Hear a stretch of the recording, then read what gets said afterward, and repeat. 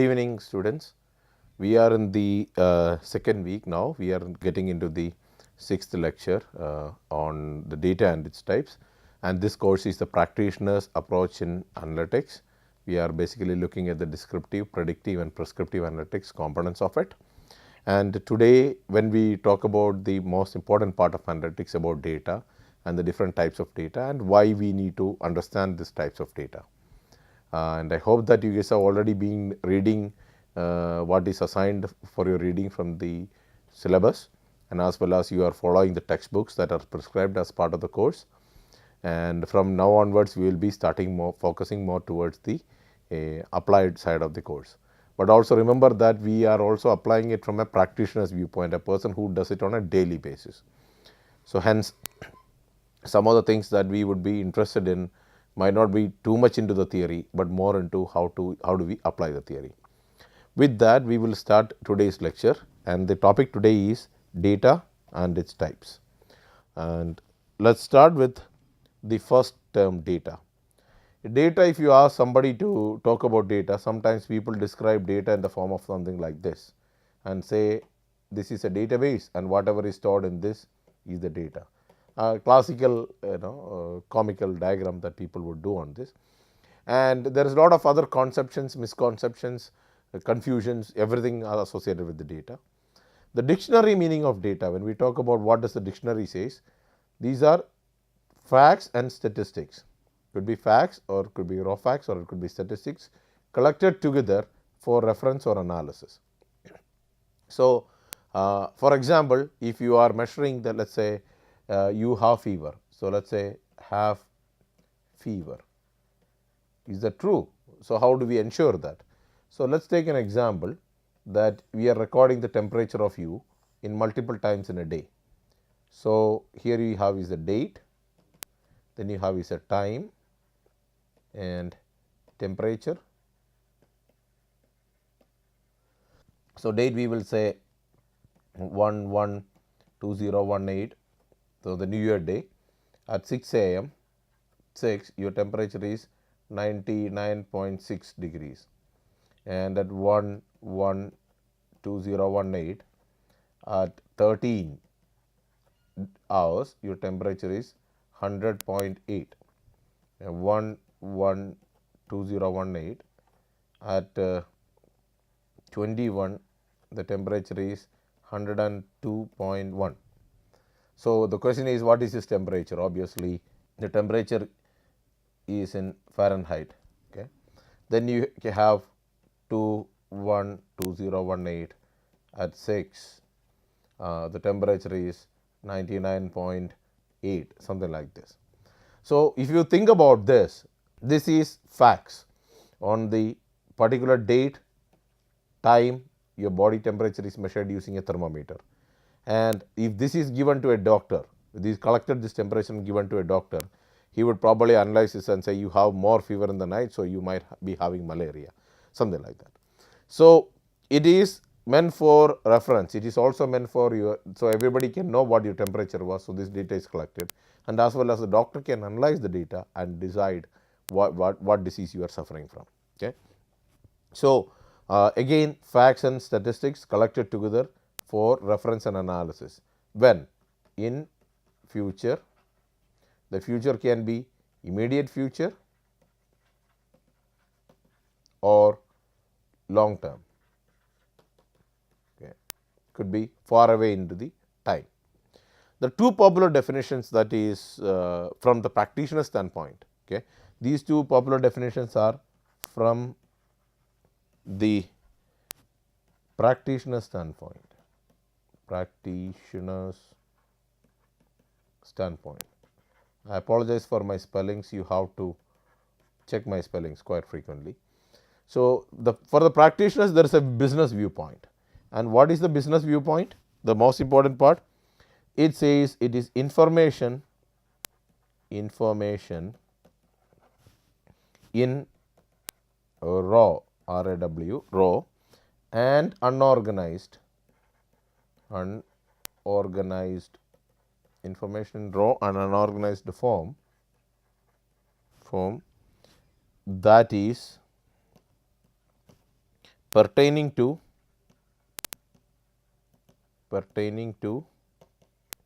conditions, uh, ideas or objects. Okay.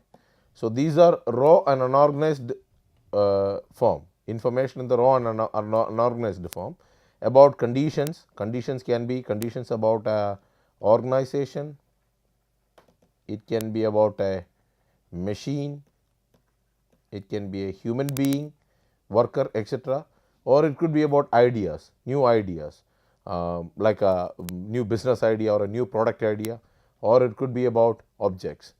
It could be information about a particular raw material that are you going to use it in the manufacturing, etc., like that. So, here is an example will be raw materials, etc. So, whatever the raw and unorganized information collected on these behalf, that is the business viewpoint.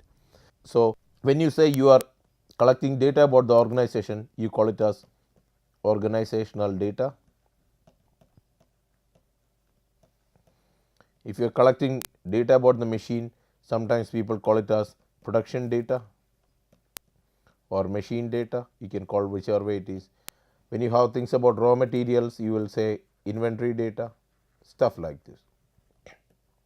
Okay. So, depending upon what you are doing in business, you will can get lot of different type of data. So, when you collect all these data and put together in some format, so that you can refer it later, that is where the concept of BI comes into picture, what we discussed earlier in the class as business intelligence. Okay. So, the business viewpoint data is specifically as per the pertaining to conditions, ideas or objects, whatever the raw and unorganized information. Whereas, in the computer science viewpoint or the computer viewpoint, it is slightly different. It looks at the viewpoint is here is that we assume here in the computer viewpoint that these are symbols or signals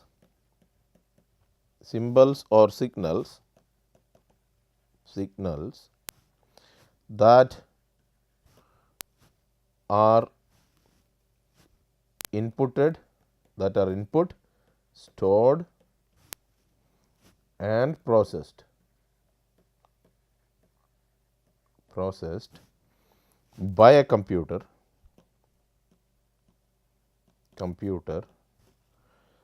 for output as usable information.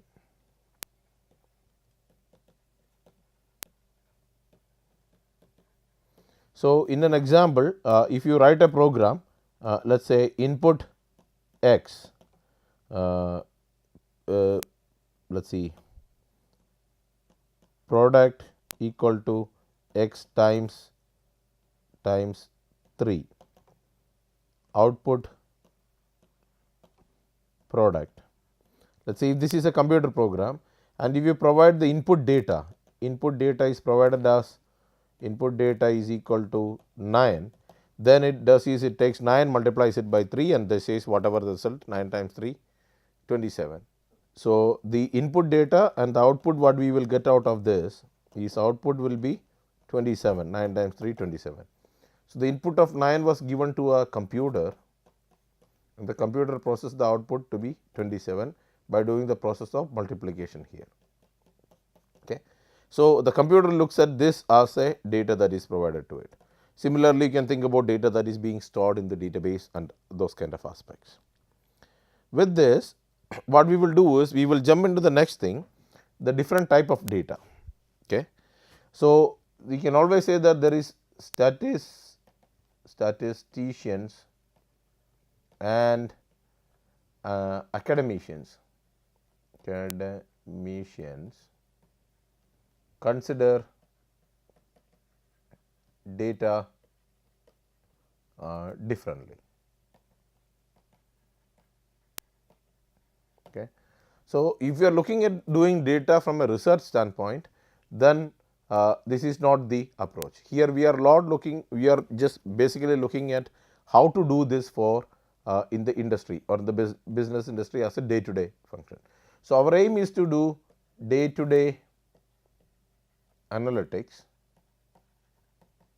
which what we call as the workflow, which is the most, let us say we cover about 60% of that as part of this.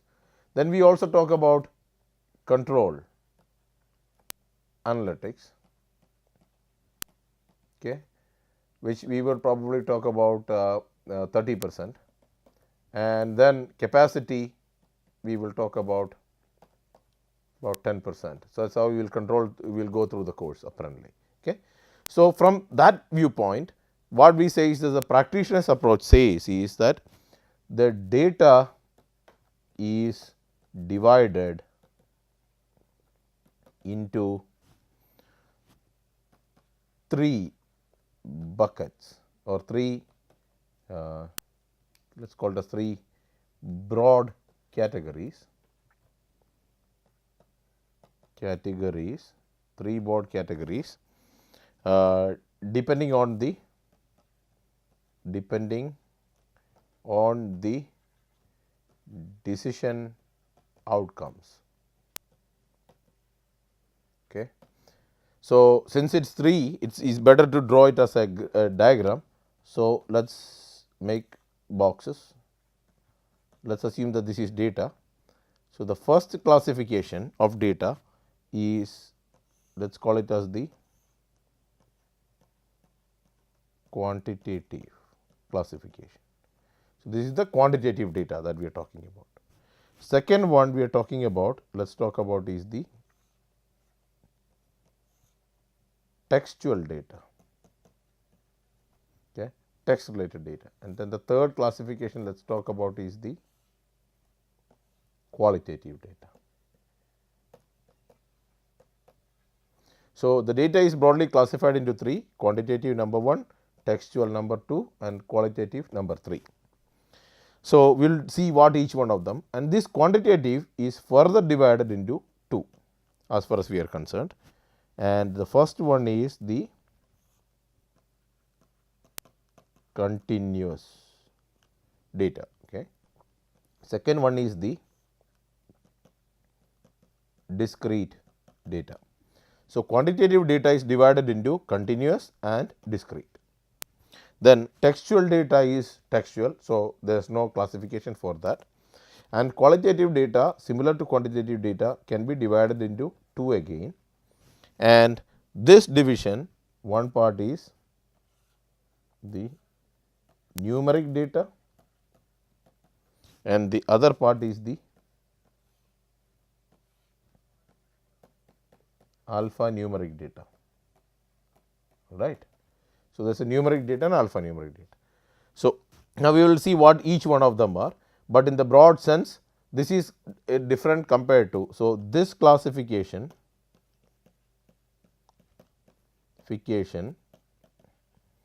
is different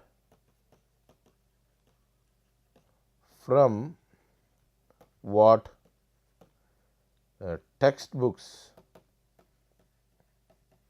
provides, like nominal, ordinal, etc., but this classification can be mapped. Classification can be mapped easily in a one-to-one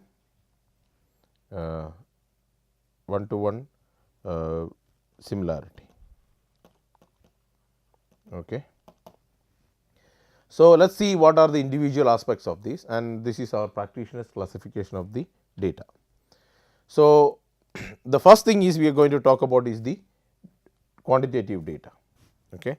Obviously, quantitative data, popularly known as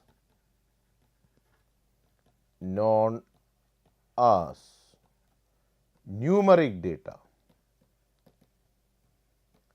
popularly known as numeric data among practitioners.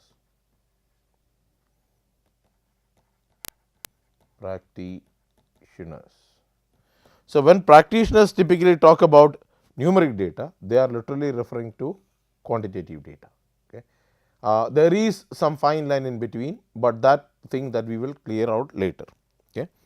So, in this numeric data, if you remember the diagram, the qualitative data was divided like this. Qualitative data was divided into the two things. One was continuous, the other one was discrete. So, let us see what these two are. Okay. The continuous data, popularly known as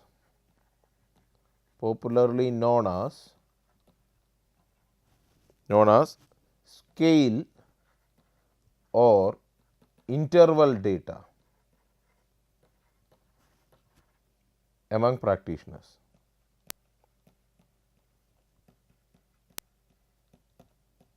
So, when the practitioner says I am dealing with a scale data or interval data, then they are talking about the continuous data which is within the quantitative data stream.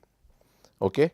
So, the most important thing is about this data, the characteristics. Let us talk about the characteristic of this is values, these data values. Okay. When I say values, these are data values.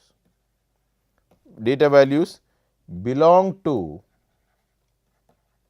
an infinite subset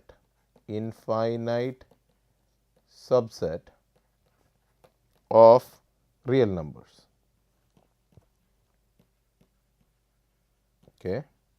So, the data values belong to an infinite set of real numbers. Real numbers we know starts from minus infinity to plus infinity. Okay. So, let us take some examples and understand what it means. Wages is an interval data, cost of goods produced, annual profit, okay, etc. So, if you think about it, the wages can technically vary between 0 to infinity, a large number. Cost of goods again 0 to infinity. Annual profit can be a negative, minus infinity to plus infinity, something like this. Okay. So, but it is not really infinity, there is some large number, we think about it that way. So, if you think about it, this is a subset of the real numbers. Okay. So, they are continuous data and that is a subset of the real numbers, definitely. Now, the second one, the discrete data, which is also it is popularly known as, okay, the discrete data. So, when somebody says discrete data by practitioners, that means they are talking about quantitative discrete data. Okay. And the most important thing is the characteristic of this. Is the values belong to a finite or infinite subset of natural integers. Okay. So, here you will probably get a value of the annual profit could be something like, for example, profit you can take a value of 300 rupees and 60 paise, something like this, or a profit could be, another value would be minus 64 rupees 34 paise, something like this.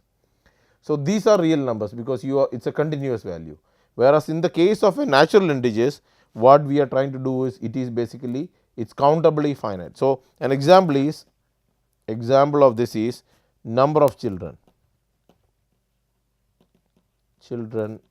in a family. So, the values can vary between 0 to infinity, well, not infinity, a large number.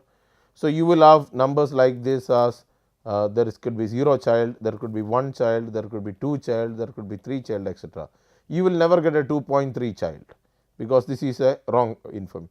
So, these type of values where it is countable, it is a countable natural integer value, that kind of values are called as the discrete data. Okay. Another example is the number of products of an organization. Okay, that's another case, right? So, the other part is this: when this is an important point in this, you should remember, when the values of discrete data is very large, it may also be considered as continuous data. This is where some people get confused. An example, I will give you a very good example for this. Let us consider the age of a person. Okay. So, a person can have an age of 1 year, 7 year, 64 years, etc. Okay. So, these values, ideally speaking, if you have a large set, very large, if you count the number, if you document the data of the age of everybody in India, then obviously you will get all sort of values multiple times. So, then sometimes people will say that, okay, this value is similar to that of a continuous data. So, when people very large set of discrete data as equivalent to continuous data, that is where the sometimes the confusion happens. But for the practical purposes, let us consider that their quantitative data is divided into two: the continuous data and the discrete data. And I told you also at what condition where the discrete data, when there is a large set of it, sometimes tend to be treated like a continuous data. All right. So, I hope that you understand the concepts of the quantitative data aspect of this. Okay. Now, let us move to the next type of data, which is called as the qualitative data. And remember, qualitative data in our classification diagram, qualitative data, it was divided into two. We called it as numeric data as one, and the other one we called it as alphanumeric.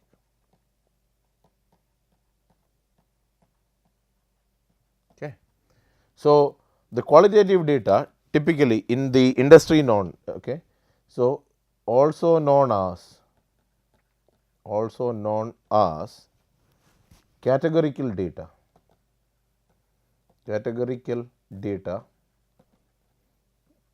among practitioners. Okay.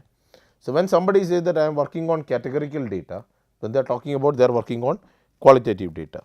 Okay. So, the major characteristics of a qualitative data, okay, of a qualitative data is values are mostly a finite set. This, unlike the other case, it is not an infinite set of value. Okay. It is, there is a finite set of value for this. Okay. So, the first thing about this is, as we said, the numerical data, when we talk about here, which is the numerical qualitative data, that we talk about it is, it mostly contains codes to represent something. Okay. An example of this is a department number or like your Aadhaar number, etc. So, when the Aadhaar number, when you use the Aadhaar number, you can identify that this Aadhaar number is used to represent an individual. Okay. The individual here is that whoever that person is. Okay. And otherwise it does not really make much sense to anyone. Similarly, the other part is the, what we talk about it as the alphanumeric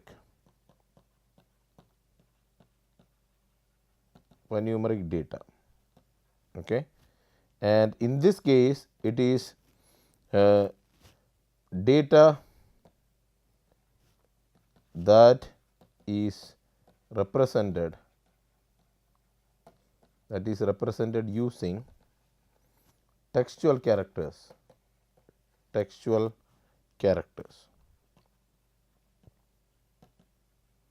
So, for example of this is answering a question yes, no, or sometimes the gender where you reply it as male, female, etc. Okay. So, this is the important aspects of the qualitative data. Now, when we talk about it, the other one which is the textual data, okay, and textual data in practitioner's terms, it is uncoded text data written in natural language. It's written in natural language. So, like for example of this would be an email or a customer complaint, etc. The major difference between textual data and the alphanumeric qualitative data is that alphanumeric data typically contains limited amount of text or characters to describe something, whereas in the textual data this is large one. So, analyzing these data, analyzing textual data requires natural language processing models. Okay. So, the qualitative data, when people talk about it, the qualitative data has a numerical data in this, but this numerical data is typically code of something. Okay. So, this like for example postal code is an example of this, which is a postal pin number, a numerical value to assign to a particular post office. Similarly, in this case you have also called as the alphanumeric data, which is represented using textual characters, okay, where a male and female or a yes, no, something like that. It is not textual characters, it is typically instead of the textual I would say that a limited characters. Okay. So, you do not have too many characters. Okay. Sometimes people typically even say that this is at the max up to 250 characters. People make different classifications out of it. Whereas here this is a much large, okay, large amount of textual data typed into the system, or which denoting or describing a major incident, okay, like an email or a complaint of a customer, etc. And to do this you require multiple different models, and if we get time in this class we will try to look into some of these models as part of that. Before I get into the classification of the other data aspects, which is used in most of the textbooks, statistical textbooks, one of the aspect I would like to bring to your guys notice is, okay, you should understand that this continuous and the discrete data is always concerned with quantities. Okay. So, what is the advantage of having a continuous and discrete data? So, where is this continuous and discrete? This continuous and discrete data is coming from your, this is a quantitative data. Okay. And this data has a major advantage. This advantage is because it is concerned with quantities, and the advantage is that you can perform mathematical or arithmetic operations on them.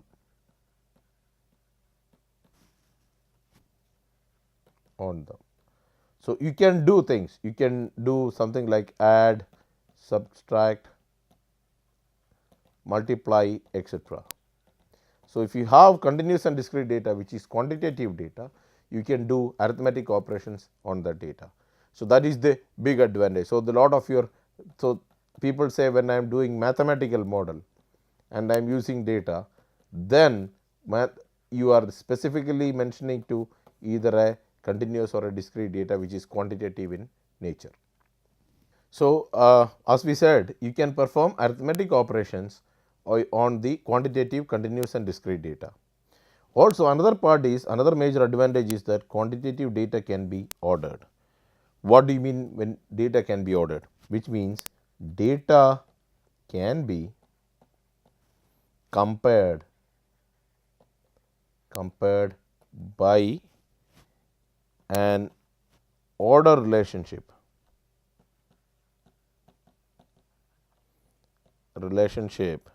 of less than or equal to. So, an example is if somebody gives you a data of 2, 17, 6, 58, 31, etc. like this, then you can always order this, basically saying that 2, 6, 17, 31, 58. The relationship is that 2 is less than 6, which is less than 17, which is less than 31, less than 58, like this. So, you can order them data. Okay. So, this is the major advantages of the quantitative data. You can use a less than or equal to relationship to order the data in this. Then qualitative data are not quantities. So, that as we said, we have seen either codes or the. So, remember when you talk about qualitative data, you have either. So, qualitative, we had either numeric, or which are basically codes, or you had alphanumeric, short text. Okay. So, but in some cases it can be ordered. Okay. And when you can do that, it is called ordinal qualitative data. So, for example, if you are classifying something as low, medium and high, so then obviously low is less than medium is less than high. So, a low temperature could be a temperature which is like maybe less than 20 degrees Celsius or something like that, and medium temperature could be something between 21 to 30 degrees Celsius, and greater than 31 degrees Celsius could be a high. This you could think about it as a classify it into the form of a low, medium and a high, and then you can order this as well as that way. So, but that type of data is called as the ordinal qualitative data, which is the ordered qualitative data. Right. Then there is another data which is called as nominal data. These are non-ordered qualitative data. Qualitative. Okay. Non-ordered qualitative data is known as nominal data among practitioners. The reason I am mentioning among practitioners, because there is another nominal data that will come up, which is typically what statisticians use, and then there is slight difference on this. Also remember this. Okay. Ordinal qualitative data. Ordinal qualitative data can be sometimes included in the family of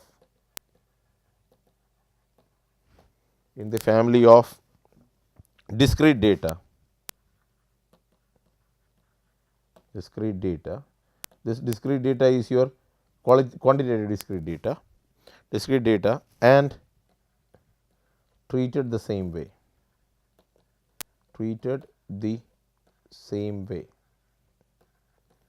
So, what we are saying is that certain times ordinal qualitative data, okay, what we talk about it, can be sometimes included in the family of discrete data. Like for example, instead of the low, medium and high, if we are going with such kind of a binning, then that can be used in the it can be treated in the way, say, same that as of a quantitative discrete data. Not every time, sometimes. Now, let us think about how the statisticians or the academic research considers the data. Okay. So, the statisticians consider they use the same phrases like nominal, ordinal, interval and ratio, but we can always make a one-to-one comparison with them. So, let us talk about the first one, which is called as the nominal data. Okay. So, nominal data is categorical or discrete data, okay, which is okay. This is qualitative discrete data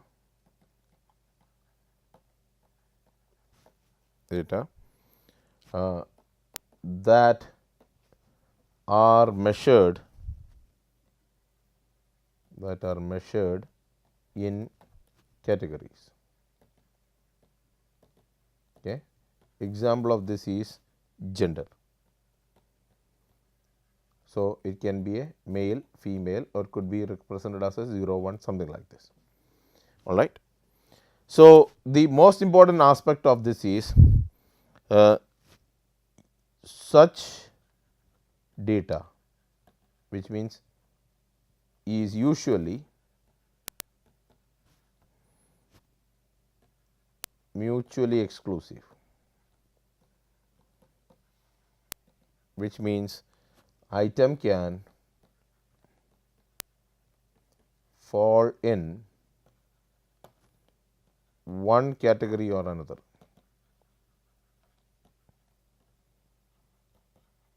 Okay.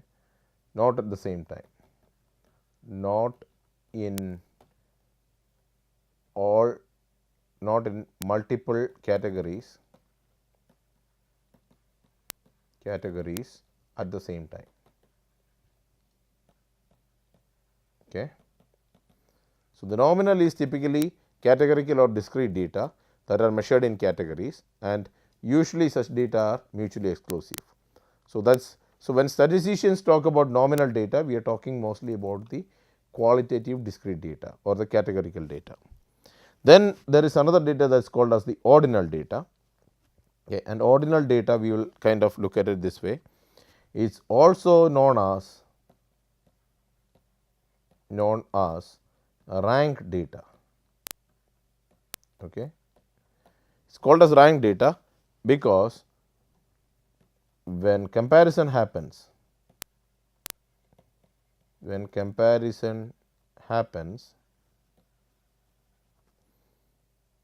in such data, there can be ties. Ties means multiple same values. Okay. So, what this will tell is rank data will tell the relative position.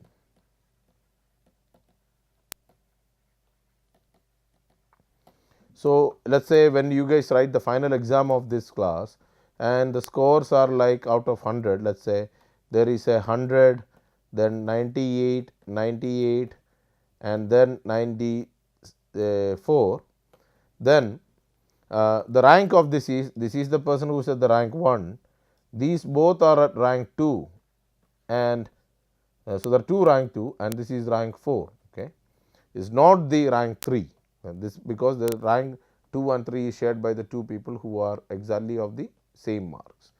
So, when you say that the 94 is the 4th rank and you have seen 1 and 2, so obviously the question where is 3, then you will obviously know there is 2 ranks. So, that is one of the reason we got the 4th rank kind of a thing. Okay. So, rank data will obviously tell you the relative position of things. Okay.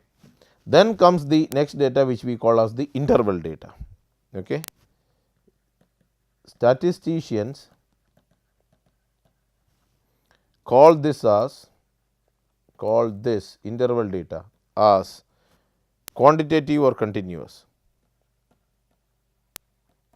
Quantitative or continuous, but we in this class, okay, we distinguish it as a subsection or a subsection of quantitative data.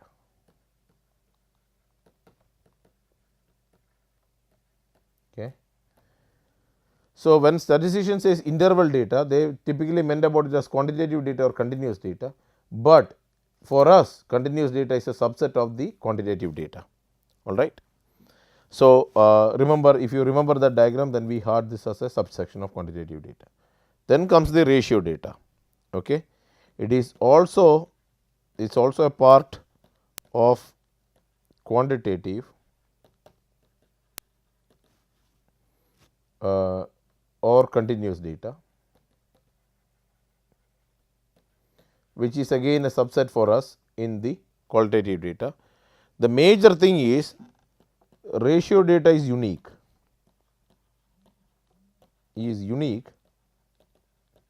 Why is it unique? Because of the existence of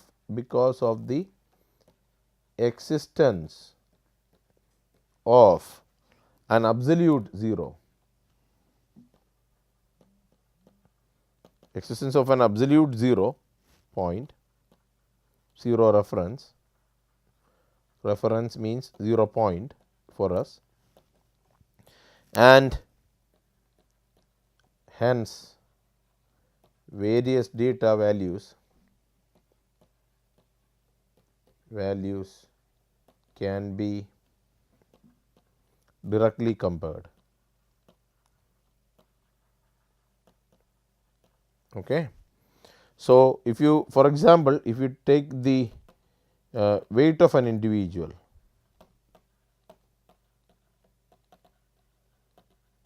if you think about it, so somebody who comes with a weight of 60 kilograms and somebody comes with a weight of 75 kilograms, these two are comparable because of the absolute of the 0 kilogram weight. So, the person who is at 75 kilograms is 15 kilograms more than the 60 kilogram person. Okay. So, because of the absolute 0, you can compare it that way. Okay.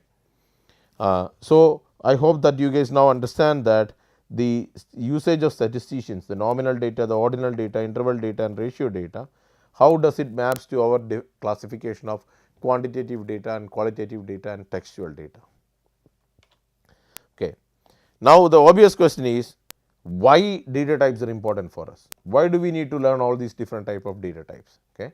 Or why understanding data types is important to practitioners. Okay. This is one of the most important questions that we have to answer. Why do we need to do this? What is the most important aspect of it? Because the reason is identifying the data types. Okay. If you identify what is the data types, it helps us to narrow down the search for appropriate analytic tools for data analysis. So, if you know the type of the data, which data type it belongs to, then it will help you to choose the appropriate analytics tools rather than trying to use all analytic tools which are large in number. It is better that you can choose appropriate analytic tools depending upon the type of the data, so that you can do analysis out of this. So, what are the general rules? I mean, how do you choose which one it is?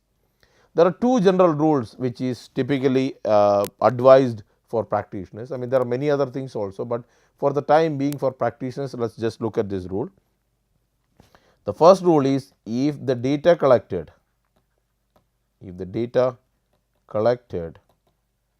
is quantitative, we have quantitative data, then parametric statistics, or what we can call it as parametric analytical tools, okay, can be used for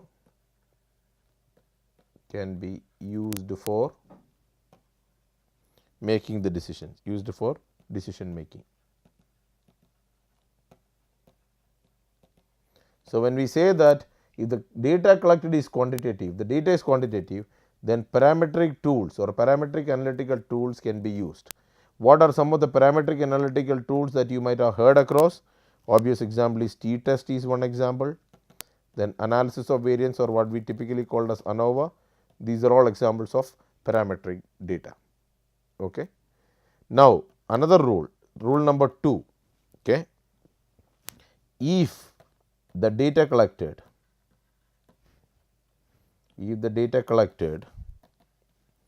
is nominal or ordinal, okay, you know what it is, nominal or ordinal. In the previous slides we have gone through that. Then non-parametric statistics or non-parametric analytic tools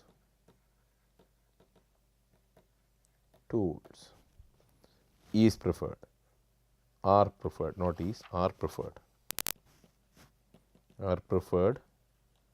to make the decisions.